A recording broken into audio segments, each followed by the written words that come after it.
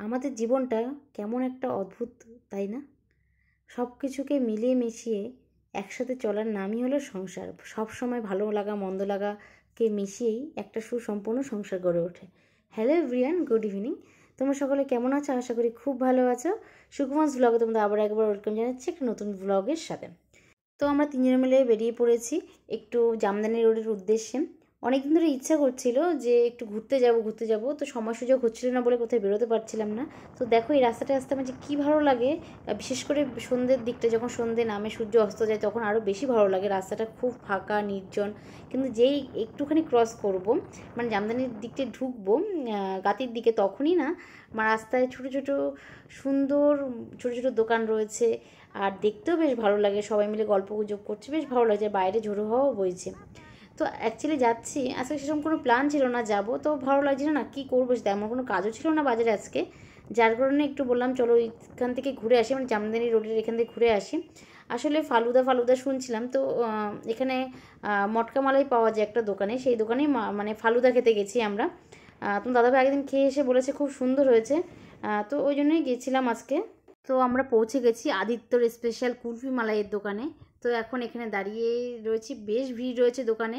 তো আমরা অর্ডার দিয়ে দিয়েছি একটা ফালুদা, আর ওদিকে তো দাদাভাই কুলফি অর্ডার করেছে। আর এদিকে দেখো একটা বিল্ডিং কনস্ট্রাকশনের কাজ চলছে এখানে, হয়তো শুনেছি বার হবে, জানি না কি হবে, যখন হবে সেটা দেখা যাবে।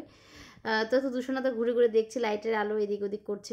আর দেখো বাইরে অসম্ভব হাওয়া দিচ্ছে, আকাশটা বেশ মেঘ করে এসছে, জানি না বৃষ্টি নামবে কিনা। তো আমি বাটার স্কচ ফ্লেভার নিয়েছিলাম, তো ফার্স্ট টাইম পেয়েছি, আমাকে মানে আমার তো দুর্দান্ত লাগছে খেতে। তো দাদাভাই বললো কেমন কী লাগছে, আমি দেখো টেস্ট করে কেমন কী লাগছে। আমার তো বেশ অসাধারণ লেগেছে, নেক্সট টাইম আবারও একদিন খাওয়ার ইচ্ছা আছে।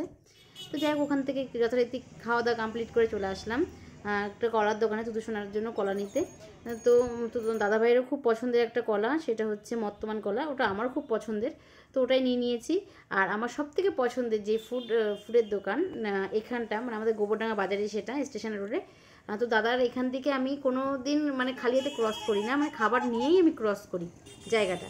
তো আজকে চিকেন চাও অর্ডার করে দিয়েছি, আর যেহেতু বাড়িতে রাতে চিকেন রয়েছে ওই জন্য 1 প্লেট চিকেন চাও অর্ডার করে নিয়েছি। তারপরে একটু ভাবলাম যাওয়ার সময় একটা কুর্তি কিছু কিনে নিই, তো ওই যে কুর্তির দোকানে চলে আসলাম, দাদার দোকানে। তো এই দাদার দোকানে ছাড়া আমি কুর্তি একদমই কোথাও পছন্দ হয় না, আমি এখান থেকে কুর্তি কেনাকাটা করি। বোনও এখন এখান থেকে কেনাকাটা করে, কুর্তি চুড়িদার বড়ো যা দরকার এভরিথিং, তো এখান থেকে সব কেনাকাটা করা হয়। তো দাদার দোকানের কালেকশানটা খুবই ভালো, এটা স্টেশন রোডেই, একদম গোবরডাঙ্গা বাস স্ট্যান্ডের কাছেই দোকানটা, বাট খুব সুন্দর। সমস্ত কাজকর্ম কমপ্লিট করে বাড়িতে চলে এসেছি। বাড়িতে এসেই দেখো তুতুসোনার খেলার আরম্ভ করে দিয়েছে, আর পাপার সাথে ফুটবল খেলছে দুজনে মিলে। আর তুতুসোনা দেখো বেশ ফুটবল খেলতে শিখে গেছে। তুতুসোনার পাপা বলছে যে ওকে ফুটবল ক্লাসে ভর্তি করে দিই, আমি বলছি হ্যাঁ ওটাই বাকি রয়েছে। তো এই ছিল আজকে ছোট্ট একটা মিনি ব্লগ তোমাদের সাথে শেয়ার করলাম। তো তোমরা সবাই ভালো থেকো, সুস্থ থেকো। আজকের মতো এখানেই ব্লগটা স্টপ করছি, কাল দেখা হচ্ছে নতুন কোনো ব্লগ নিয়ে তোমাদের সাথে। তোমরা সুস্থ থেকো, ভালো থেকো, বাই বাই।